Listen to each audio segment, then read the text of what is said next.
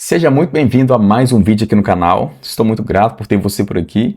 Que esta mensagem seja um canal de bênçãos para a sua vida. Quero ensinar nesse vídeo sobre a nossa fé, o nosso posicionamento diante dos problemas. De fato, tenho gravado alguns vídeos aqui no canal demonstrando qual deve ser a nossa atitude diante das situações que enfrentamos. E estamos fazendo um paralelo entre a vida de Jesus e a vida que vivemos em nossos dias. Mencionei nos últimos ensinos que Deus espera que vivamos da mesma forma que Jesus viveu nessa terra. Ele é o nosso modelo. Hebreus 12, verso 2 diz que ele é o autor e consumador da nossa fé. Então Jesus é o nosso exemplo, ele é o nosso modelo. E ele espera que façamos o que ele fez, que venhamos nos comportar da mesma forma que ele se comportava diante das situações da vida. É isso que o Senhor espera de nós. Precisamos conhecer e reconhecer o nosso posicionamento como filhos de Deus, o nosso posicionamento como coroa da criação. Quando olhamos para Êxodo capítulo 14, vemos um momento em que Moisés está atravessando o Mar Vermelho junto com o povo, e naquele momento o Senhor disse a Moisés: "Por que clamas a mim? Diga ao povo que marche." Em muitos contextos estamos esperando que Deus faça algo e sequer colocamos autoridade, o que o Senhor já nos confiou em operação. E Deus está esperando que façamos algo com aquilo que Ele já nos confiou. Em Cristo Jesus, já recebemos autoridade, recebemos o nome de Jesus, temos o Espírito Santo e temos a fé operando em nosso coração. Com base no conhecimento bíblico, com base no nosso posicionamento em Cristo, Deus espera que tenhamos uma atitude à altura do que a palavra de Deus ensina a respeito do ser humano criado à imagem e semelhança de Deus. Olha o que é dito em Marcos capítulo 11, a partir do verso 20. Marcos 11, verso 20, está escrito: "E passando eles pela manhã, viram que a figueira secara desde a raiz. Então Pedro, lembrando-se, falou: Mestre, eis que a figueira que amaldiçoastes secou. Ao que Jesus lhes disse: Tende fé em Deus, porque em verdade vos afirmo que se alguém disser a este monte: erga-te e lança-te no mar, e não duvidar em seu coração, mas crê que se fará o que diz, assim será com ele.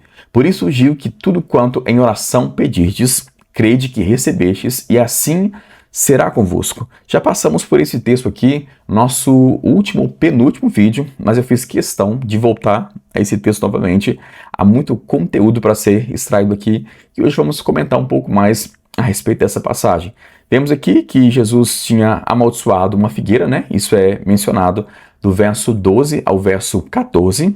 E no nosso ensino vimos que aquela figueira estava cheia de folhas, mas não tinha frutos. É claro que o texto menciona que não era tempo de figos, mas uma figueira que está cheia de folhas deve estar também cheia de frutos, ou pelo menos deve ter algum fruto. Percebemos que esta não era a situação daquela figueira. Era só a aparência envolvida ali no contexto. Então percebemos que Jesus amaldiçoou a figueira e vimos também que os discípulos ouviram aquilo que Jesus falou. Então percebemos no texto que a fé, ela tem uma voz. A fé tem uma voz. Quero que você perceba com atenção o que eu acabei de dizer. A fé, ela tem uma voz. Ela precisa ser liberada pelas palavras que falamos. A nossa autoridade, a nossa fé, precisa ser liberada por meio de palavras que falamos. Isso é visto em diversos contextos da palavra de Deus. Até mesmo na nossa salvação. A forma como recebemos a salvação foi através do crer com o coração e confessar com a nossa boca a respeito do nosso Senhor Jesus. O apóstolo Paulo vai dizer, em Romanos capítulo 10, a partir do verso 8, ele disse: "Porém o que se diz, a palavra está perto de ti, na tua boca e no teu coração. Isto é a palavra da fé que pregamos." Ele continua dizendo: "Se com a tua boca confessar Jesus como seu Senhor, em teu coração crê que Deus o ressuscitou de dentre os mortos, será salvo. Porque com o coração se crê para a justiça e com a boca se confessa a respeito da salvação." Então o texto diz que é com o coração que cremos para a justiça, para sermos justificados diante de Deus, e com a boca confessamos a respeito da salvação. Confessamos que Jesus é o nosso Senhor. Então observe a associação entre o nosso coração e a nossa boca. Ele pregava uma palavra que gerava fé nos corações. Romanos 10:17. A fé vem para ouvir e ouvir a palavra de Deus. E a fé que é recebida no coração precisa ser liberada com a nossa boca. Por isso que é tão importante as palavras que falamos. É muito importante. Há um poder nas palavras que liberamos com fé. Da mesma forma, o Senhor repudia a murmuração. Deus vai repudiar uma atitude como essa, porque o justo viverá pela fé. Abacuque 2:4 fala sobre isso. Romanos capítulo 1, verso 17 menciona o mesmo assunto. Também Gálatas 3, verso 11 fala sobre esse mesmo assunto. E também Hebreus 10, verso 38 diz que o justo viverá pela fé. Então, o nosso estilo de vida deve ser vivido por meio da fé. Então, a fé é recebida por meio da palavra de Deus.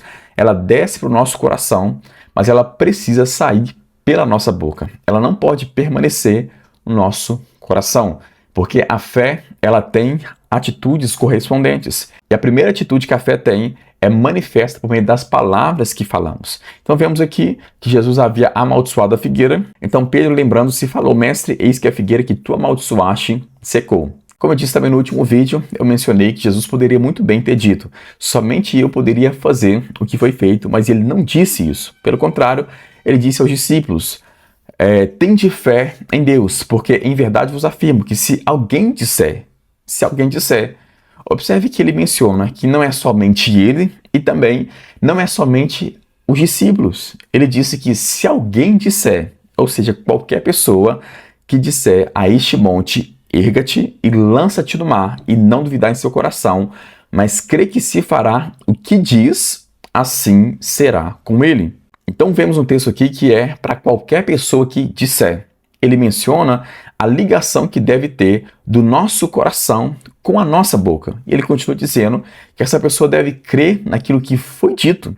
Ou seja, devemos crer nas palavras que liberamos. Ele menciona: se alguém disser a esse monte, erga-te, lança no mar, e não duvidar em seu coração, mas crê que se fará o que diz. Ou seja, no que a pessoa disse, assim será com ele.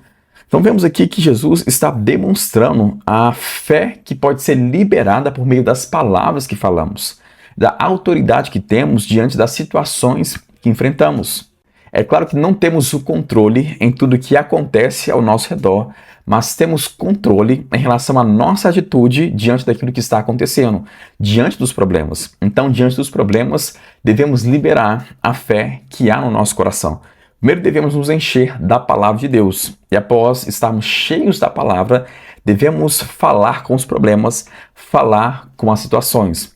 Deus, pelo fato dele ser soberano, ele pode fazer tudo o que ele quiser fazer nessa terra. Ele não precisa pedir autorização para ninguém. Ele é o Senhor, ele é soberano, Rei dos reis, Senhor dos senhores. Mas o sobrenatural de Deus, ou a maior parte daquilo que Deus faz nessa terra, está à nossa disposição por meio da fé.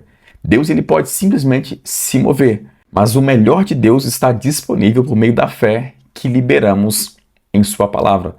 Como, por exemplo, aconteceu com a mulher do fluxo de sangue. Vemos que aquela mulher estava naquela condição há 12 anos, sofrendo com aquela hemorragia. Percebemos no texto que ela ouviu falar de Jesus. A fé vem para ouvir e ouvir a palavra de Deus. Se ela tivesse esperado alguma coisa acontecer para ser curada, provavelmente ela não seria curada, porque vemos que foi aquela mulher que iniciou a sua própria cura. Não foi Jesus que iniciou aquela cura. Vemos em diversos contextos as pessoas recebendo a cura por meio da sua própria fé. O povo ativando a sua própria cura.